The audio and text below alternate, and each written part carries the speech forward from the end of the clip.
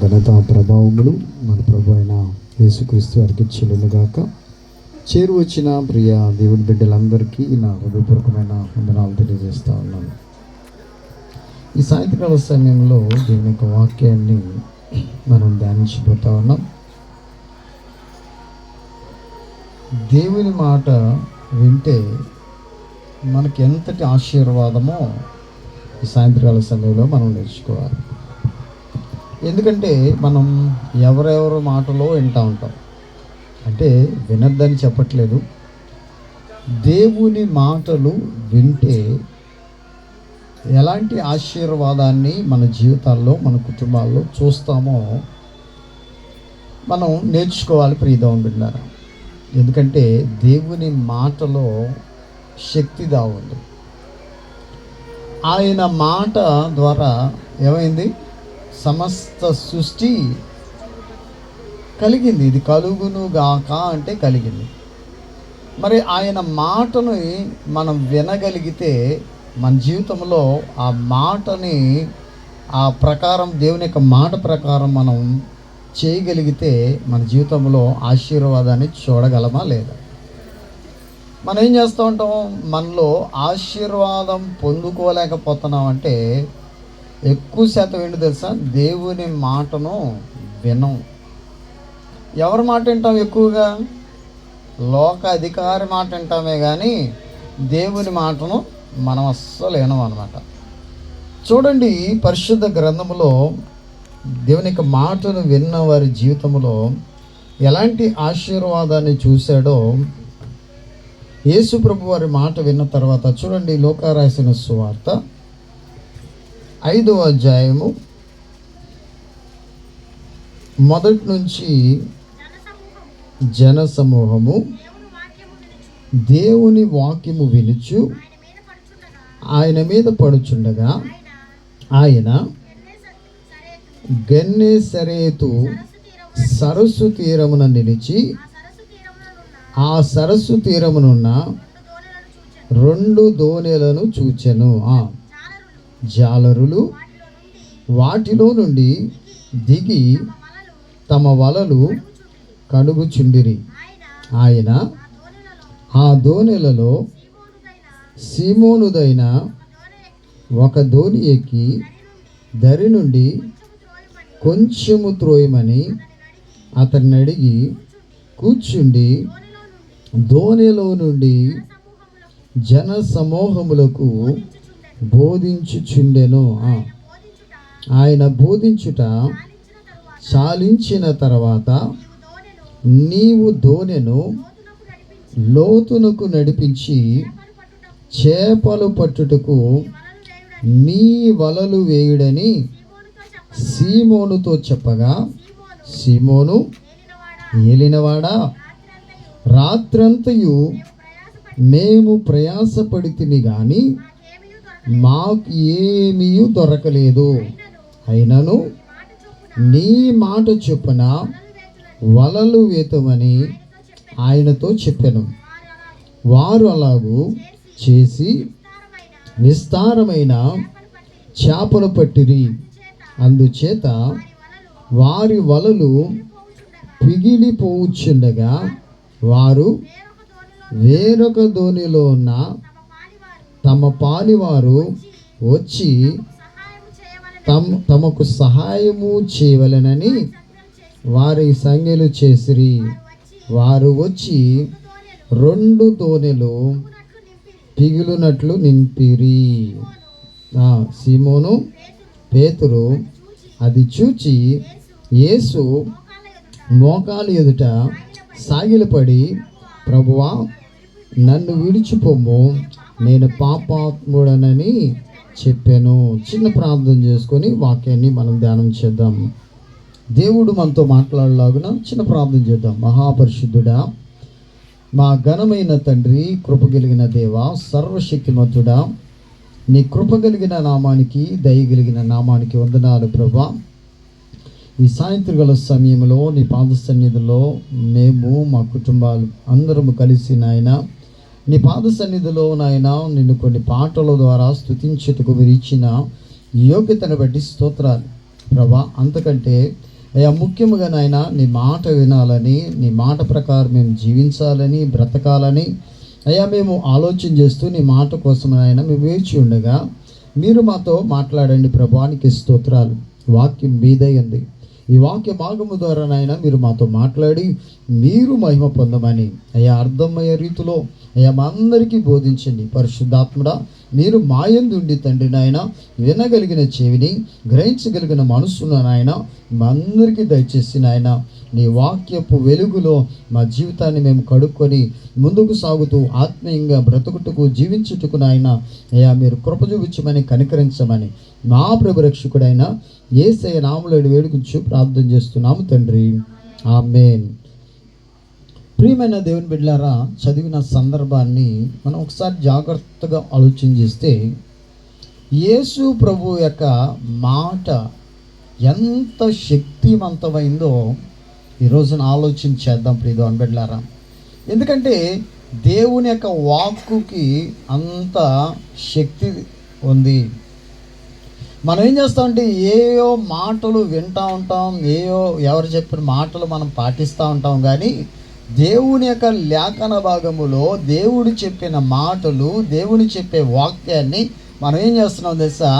గైకొను లేకపోవటం వలన, మనము పెడచెవిన పెట్టడం వలన, మనము దానికి చెవి యొక్కకపోవటం వలన మన జీవితాలలో ఆశీర్వాదాలను కోల్పోతా ఉన్నాం.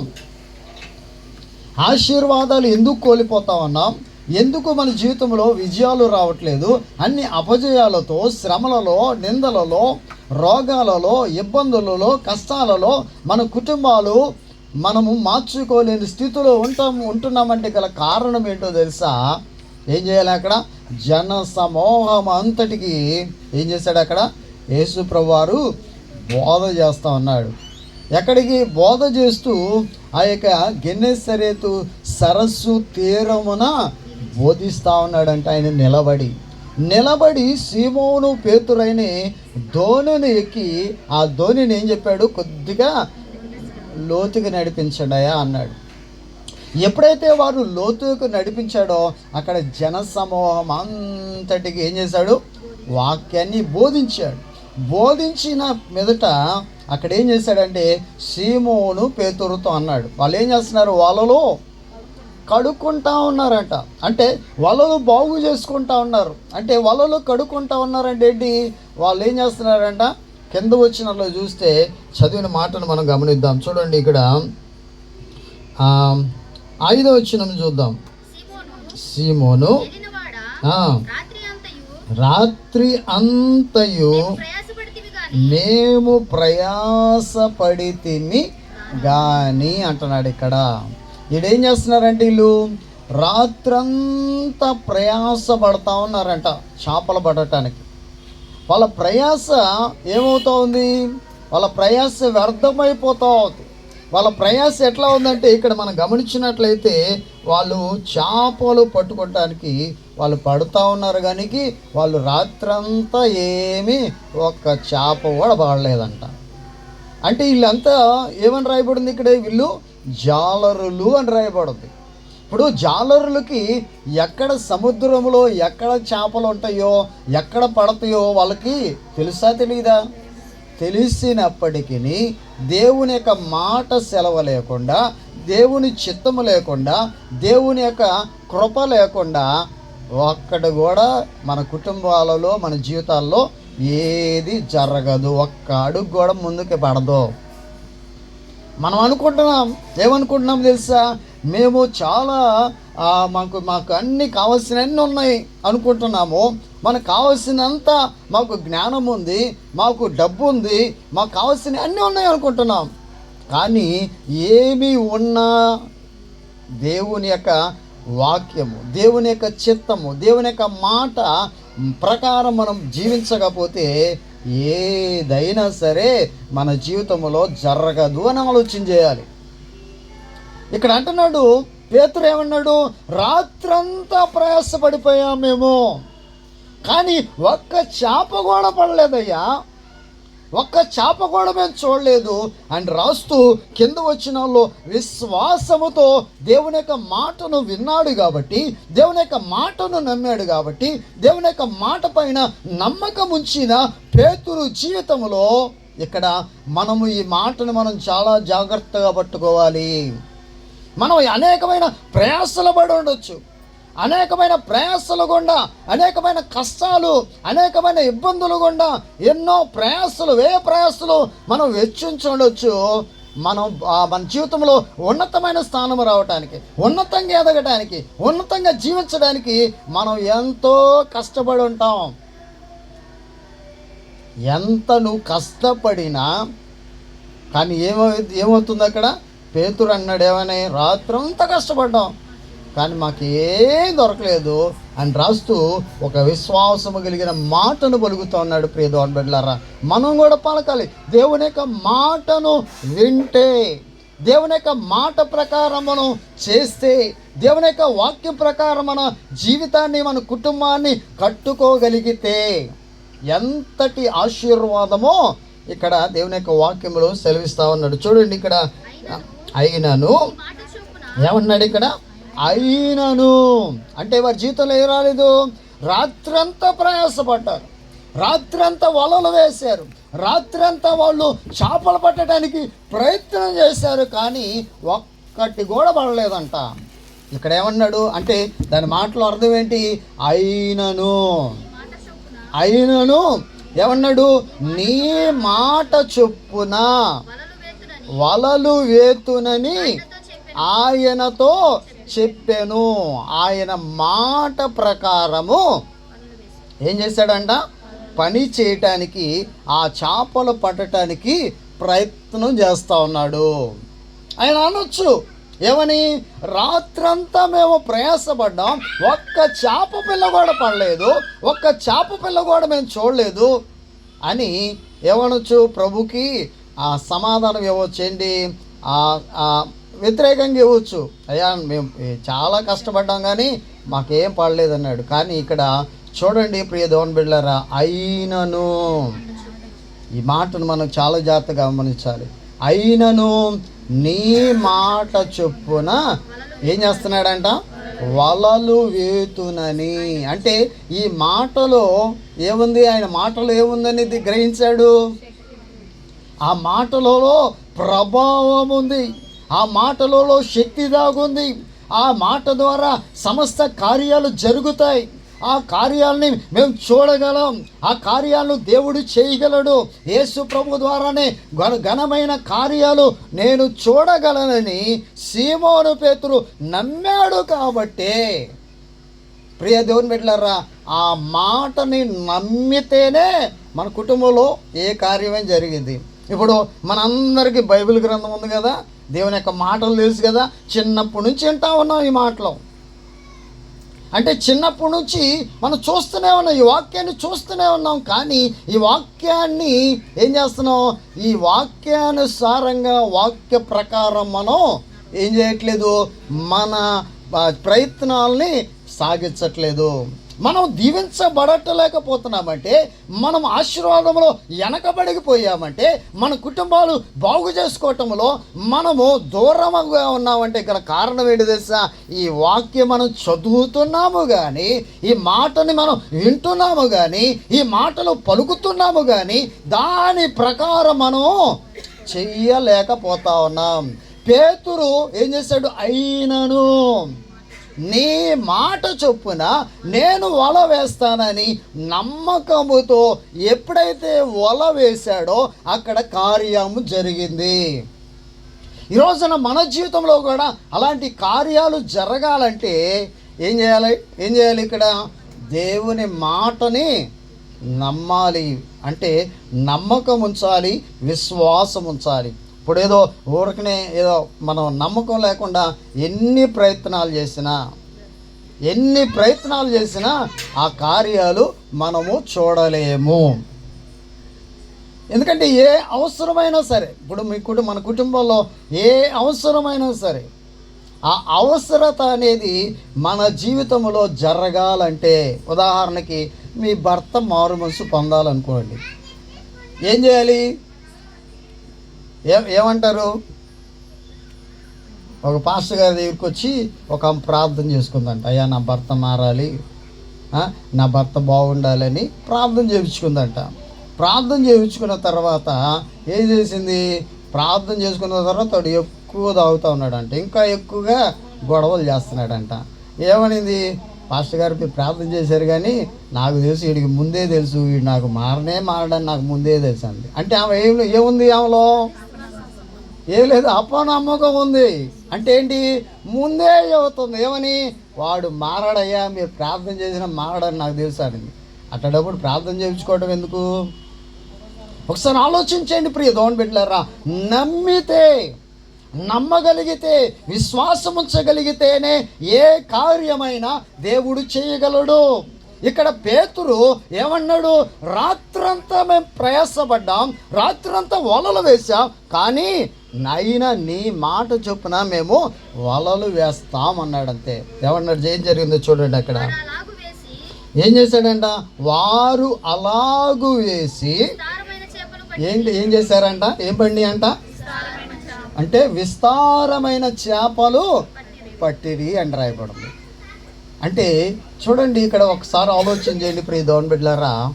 దేవుని యొక్క మాటను మనం వినగలిగితే, దేవుని యొక్క వాక్యాన్ని వినగలిగితే మన జీవితంలో ఎంతటి ఆశీర్వాదాన్నైనా మనం చూడగలం. ఇక్కడ దీంట్లో ఈ పేతురు గారిలో ఏం దాగుంది? విశ్వాసం అనేది దాగుంది, నమ్మకం అనేది ఉంది. నమ్మకం ఉంచాడు కాబట్టి ఏమన్నాడు? అయ్యా నువ్వు చెప్పావు కాబట్టి నీ ప్రకారం నేను వల వేశాను. వల వేస్తే పండియా లేదా? అంటే దేవుని యొక్క మాటలో ఎంత శక్తి ఉంది. అక్కడున్న వాళ్ళందరూ ఆశ్చర్యపోయి ఉండొచ్చు. అక్కడున్న ప్రజలందరూ అయ్యా వాళ్ళు ఏం చేస్తారంటే ఆశ్చర్యానికి గురి కావచ్చు. ఏమని? రాత్రంతా పట్టాం కదా. ఎక్కువ శాతం ఏం చేసేవాళ్ళంటే జాలర్లు ఏం చేస్తారంటే రాత్రి సమయాల్లో చేపలు పట్టడానికి వేటకి వెళ్తారనమాట. రాత్రంతా పట్టి పొద్దున్నే తీసుకొచ్చి మార్కెట్లో వేస్తూ ఉంటారు. అంటే రాత్రంతా పట్టారంట, రాత్రంతా ప్రయత్నం చేశారు, కానీ వారి ప్రయత్నాలు ఏమైపోయినాయి? నిష్ప్రయోజనమైపోయినాయి, ప్రయోజనం లేకుండా పోయింది. కానీ ఎప్పుడైతే వాక్యాన్ని ఆ ప్రాంతంలో, ఆ సరస్సు ప్రాంతంలో ప్రకటించాడో, ఆ ప్రకటించిన తర్వాత ఆ యొక్క దోణెను లోతుకు నడిపించమని పేతురుకు చెప్పి అక్కడున్న వారికి దేవుని యొక్క వాక్యము బోధించిన పిమ్మట ఏమన్నాడు తెలుసా? పేతురుతో చెప్పాడు, మీరు వలలు వేయండి అన్నాడు. వలలు వేయండి అని చెప్పినప్పుడు వాళ్ళు రాత్రంతా వేసాం కానీ మాకు ఏం పడలేదని. అయినా సరే నీ మాట చొప్పున మేము వల వేస్తామన్నారు. వలలు వేసిన బట్టి విస్తారమైన చేపల బండి అంటాం. చూడండి ఎంతటి ఆ దేవుని యొక్క మాటలో ఎంత శక్తి దాగుందో. ఈరోజున దేవుని మాటలు మనం వినగలిగితే, దేవుని యొక్క వాక్యాన్ని మనం వినగలిగితే, అందుకే ఇక్కడ అంటాడు సామెతల గ్రంథకర్త 30వ అధ్యాయం 5వ వచనములో అంటాడు. చూడండి 30వ అధ్యాయం 5వ వచనములో, దేవుని మాటలన్నీయు పుటము పెట్టబడినవే, ఆయన ఆశ్రయించు వారికి ఆయన కేడెము. దేవుని మాటలు ఎట్లా ఉన్నాయంట? పుటము వేయబడటం అంటే పుటము వేయబడినట్లే అంట. ఇప్పుడు మనం బంగారానికి ఎట్లా మనం పుటము వేస్తామో అట్లా దాన్ని ఎట్లయితే కరిగించి ఏ రకంగా కావాలంటే అలాగా చేసుకోవచ్చో, ఆయన మాటలు ఎట్లా ఉన్నాయంట? పుటము వేయబడినయే. ఆయన్ని ఆశ్రయించే వారికి ఆయన ఎట్లా ఉన్నాడంట? ఒక కేడెముగా ఉన్నాడు, ఒక ఆశ్రయ దుర్గంగా ఉన్నాడని వాక్యం సెలవిస్తూ ఉంది. ఈరోజున ఆలోచించాలి ప్రియ దేవుని బిడ్డలారా. దేవుని యొక్క మాట వింటే ఎంత దీవించబడతామో, ఏ రీతిగా ఆశీర్వదించబడటమో ఈ వాక్యం మనకి చక్కగా మనకి బోధిస్తూ ఉంది. చూడండి ప్రియ దేవుని, వారు అలాగు వేసి విస్తారమైన చేపలు పట్టిరి. ఏంటంట? విస్తారమైన చేపలు. వాళ్ళు ఊహించని విధంగా జరిగింది అక్కడ. ఎట్లాంటి చేపలు పెట్టారంట? విస్తారమైన చేపలు పట్టారంట. ఎలాంటి చేపలు, ఎలా చేపలు పట్టారో ఒకసారి మనం ఆలోచన చేస్తే ఇక్కడ అంటున్నాడు. చూడండి ఇక్కడ ఏమన్నాడు? వలలు కూడా పిగిలిపోతా ఉన్నాయంట. అంటే వలలు కూడా పిగిలిపోయే అంతగా విస్తారమైన చేపలు బండి అంటే ప్రియదం వెళ్ళారా. అంటే ఏంటి, ఇక్కడ దేవుడు యొక్క మాట వింటే మనం ఊహించిన దానికంటే ఊహకు మించిన గొప్ప కార్యాలు ఆయన చేయగలిగిన సమర్థుడు. అవునా కదా?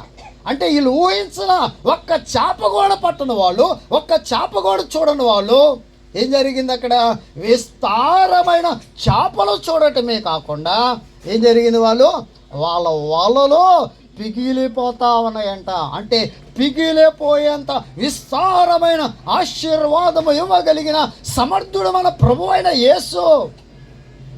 ఆయనకి సాటి అయింది ఏది లేదు ప్రియదేవుని బిడ్డలారా.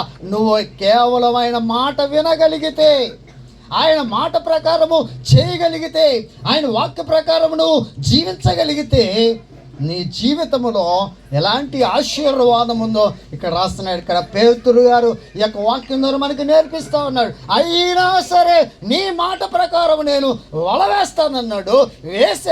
వేస్తే విస్తారమైన చేపలు పడటమే కాకుండా ఆ వలలు ఏమైపోతున్నాయంట, పెగిలిపోతా ఉన్నాయంట. ఆలోచించేయండి ప్రియ దేవుని బిడ్డలారా, ఈ రాత్రికాల సమయంలో మన జీవితంలో కూడా దేవుని యొక్క మాటను వింటే, దేవుని యొక్క మాటకు లోబడితే, దేవుని యొక్క మాట ప్రకారం వాక్య ప్రకారం మనం ప్రవర్తిస్తే, జీవిస్తే మనం కూడా ఆశీర్వదించబడతామా లేదా, మనము కూడా దీవించబడతామా లేదా. మన కుటుంబంలో ప్రతి ఒక్కరూ విశ్వాసముతో నమ్మకముతో మనము దేవుని యొక్క మాట వింటే అందరూ రక్షించబడతారా లేదా. అంటే రక్షించబడకపోవటానికి గల కారణం ఏం జరుగుతుంది, దేవుని యొక్క మాటను వినట్లేదు. ఏయో మాటలు వింటా ఉన్నాం, ఏయో మాటల ప్రకారం మనం ప్రవర్తిస్తున్నామే తప్ప, వాటి ప్రకారం మనం బ్రతుకుతున్నామే తప్ప, జీవిస్తున్నామే తప్ప దేవుని యొక్క మాట వినాలని యోచన చేయట్లేదు మనం. ఇక్కడ చూడండి, ప్రభు మాట విన్న పేతురు జీవితంలో ఎలాంటి ఆశీర్వాదాన్ని చూశాడో. ఎంత అద్భుతం జరిగింది అక్కడ, ఎంత అద్భుతం ప్రియదేవుని బిడ్డలారా. వాళ్ళలో పిగిలిపోతా ఉన్నాయి. ఇంకేం చేశాడు, తోటి వారికి సైగలు చేస్తున్నారంట. ఏమని, రమ్మని సైగలు చేస్తూ ఉన్నారు. అంటే ఏంటి, తోటి వారికి కూడా కావాల్సినన్ని దేవుడు ఏం చేశాడు, అనుగ్రహించాడు.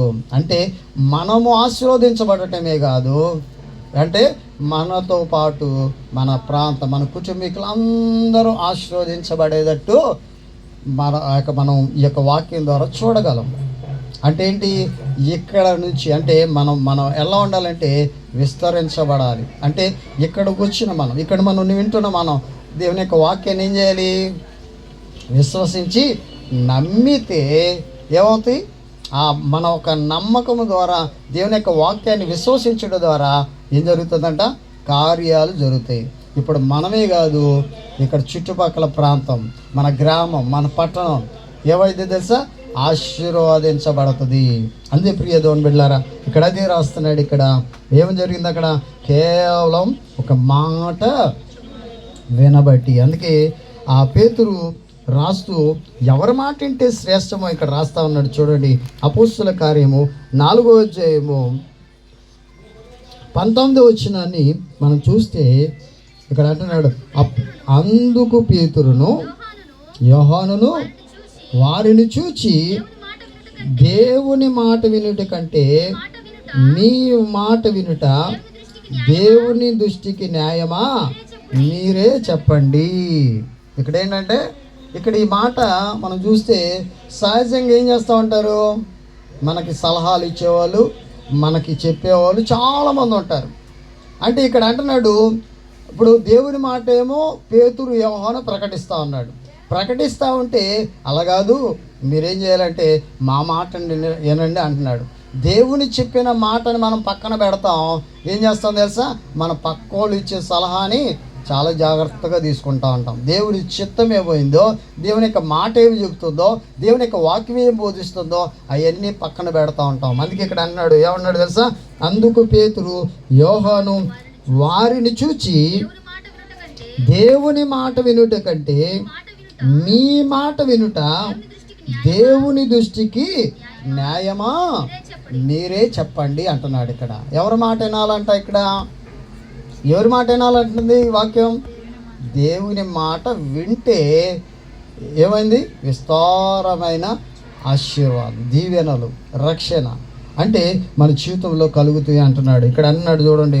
అందుకే యేసు ప్రభు వారు చెప్తా ఉన్నాడు, యోహాను రాసిన సువార్త 8వ అధ్యాయములో 47వ వచనములో, ఎవరు దేవుని మాటలు వింటారో ఇక్కడ రాస్తా ఉన్నాడు, ఎవరి మాటలు వినరో ఇక్కడ రాస్తా ఉన్నాడు. దేవుని సంబంధి అయిన వాడు దేవుని మాటలు వినును అంటున్నాడు. ఎవరు వింటారంట దేవుని మాటలు? ఇప్పుడు దేవుని సంబంధి దేవుని మాటలు వింటాడు. దేవుని సంబంధి కానివాడు దేవుని మాట వినడు. అందుకే ఇక్కడ పైన వాక్యములు అంటున్నాడు చూడండి, 44వ వచనములో మనం చూస్తే, ఎందుకంటే ఇక్కడ అంటున్నాడు, మీరు మీ తండ్రి యొగు అపవాది సంబంధులు. మీ తండ్రి దురాశల నెరవేర్చగోరుచున్నారు.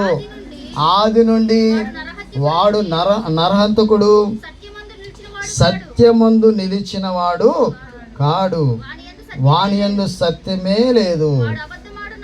చూడండి ఒక నిమిషం, ఇక్కడ ఏమన్నాడు? ఇక్కడ మీరు మీ తండ్రి యగు, ఎవరంట తండ్రి? ఎవడంట? ఇప్పుడు దేవుని మాట వింటే మనం ప్రభు పిల్లలం అవుతాం. దేవుని మాట విన్నని వాళ్ళందరూ ఎవరు పిల్లలు అవుతారు?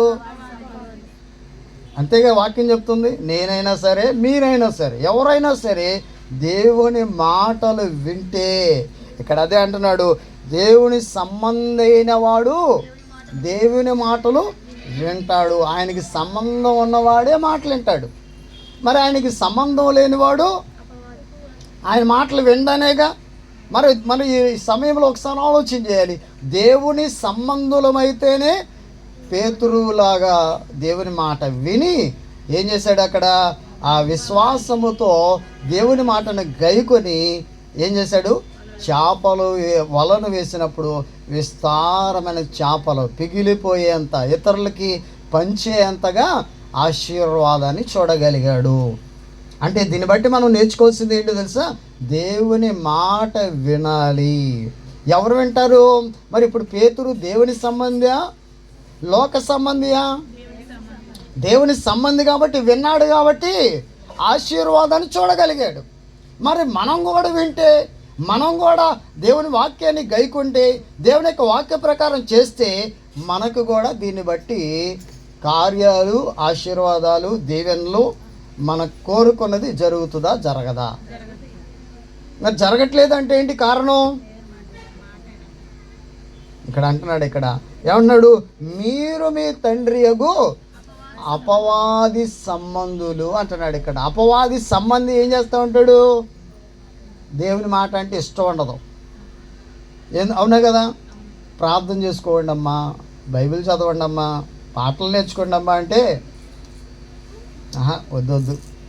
ఏం చేస్తూ ఉంటారు? టైంపాస్ సెల్ ఫోన్లో చూస్తూ ఉండమంటే ఉంటారు, లేకపోతే టీవీ చూడమంటే చూస్తారు. అంటే ఒకసారి ఆలోచన చేయండి. ఎందుకంటే మనం ఎవరి సంబంధి అయితే మన జీవితం ఆశీర్వదించబడుతుందో క్లియర్గా చెప్తా ఉన్నాడు.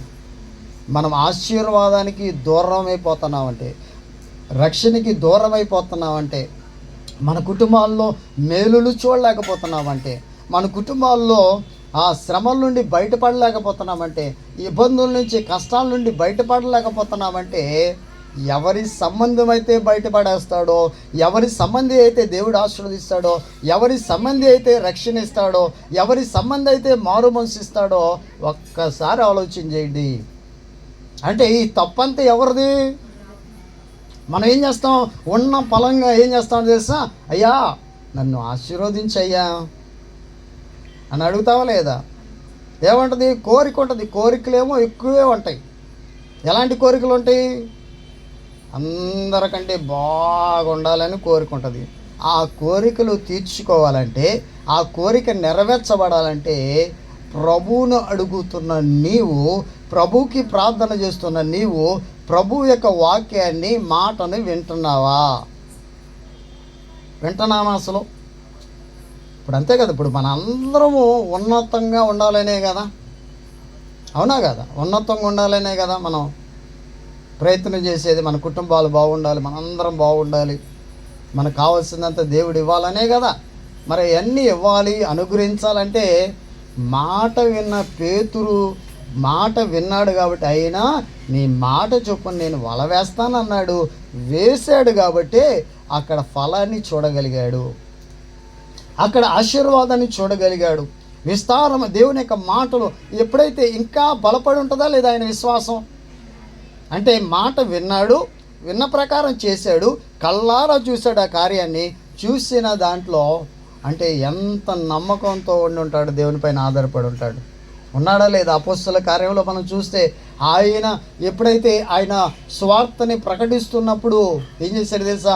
ఆ సువార్త ప్రకటనలో ఆయన వెళుతూ, ఆయన సంచరిస్తున్న గ్రామాల గుండా వెళ్తున్నప్పుడు ఏం చేశాడు తెలుసా? మిమ్మల్ని మనుషులు బట్టి జల్లరుగా చేస్తానన్నాడు. చెప్పినట్లుగానే చేశాడు. అనేక మందిని రక్షించడానికి దేవుడు వాడుకున్నాడు పేతురుని. 3,000 మంది ఒకేసారి ఆయన వాక్యం చెప్తే, మరలా వాక్యం చెప్తే 5,000 మంది మారారు. ఆయన వెళ్తూ ఉంటే ఆయన నీడ పడితే ఆ యొక్క పట్టణంలో మంచాల మీద ఉన్న రోగాలు ఉన్న వాళ్ళందరూ తీసుకొచ్చేసారంట, మొత్తం పరిచారంట. ఆ పరిచినప్పుడు ఏం చేశారు తెలుసా? ఆయన నీడ పడంగానే వెంటనే కొన్ని సంవత్సరాల నుంచి మంచం మీద పడుకున్న వ్యక్తి కూడా లేచాడంట, రోగాలు పోయినాయంట. అంటే ఆయన మాటలు ఎంత విశ్వాసం ఉంచకపోతే, ఆయన ఎంత నమ్మకం ఉంచకపోతే అలాంటి కార్యాలు ఆయన చూడటమే కాకుండా ఆ కార్యాలు అతనితో పేతురుతో చేపించాడా లేదా? మరి మనతో కూడా, మన జీవితంలో కూడా, మన కుటుంబంలో కూడా అలాంటి కార్యాలు కాకపోయినా చిన్న చిన్న కార్యాలైనా సరే మన కుటుంబంలో అలాంటి కార్యాలు జరగాలంటే మాట వినాలా లేదా? చెప్పండి, మాట వినాలా లేదా? నేనైనా సరే, మీరైనా సరే వాక్యాన్ని వాక్య ప్రకారం చేస్తేనే నాకైనా మీకైనా ఆశీర్వాదం, లేకపోతే లేనే రానే రాదు. ఇది ఖచ్చితం వాక్యం చెప్తా ఉంది. ఎవరైనా సరే పేతురు విన్నాడు కాబట్టి చూశాడు. అక్కడ జన సమూహం అంతా ఉన్నారంట. ఇప్పుడు వల వేయడం అంటే రెస్పాన్స్ ఎవరి దగ్గర నుంచి వచ్చింది? ఒక పేతురు దగ్గర నుంచే వచ్చింది. మిగతా వాళ్ళు ఉన్నారు, వాళ్ళ దగ్గర నుంచి ఏం రాలా? అందరికీ బోధించాడు వాక్యం, అవునా? అందరికీ ప్రకటించాడు, అందరికీ చెప్పాడు వాక్యం. కానీ వాళ్ళు ఏం చేయాలి? వాళ్ళు ఏమైందంటే వాళ్ళు రెస్పాండ్ ఇవ్వాల, రియాక్ట్ అవ్వాల. అంటే ఎవరైతే ఆ వాక్యానికి గైకొంటారో, ఆ వాక్యాన్ని లోపడతారో వాళ్ళ జీవితంలోనే కార్యాలు జరుగుతాయి.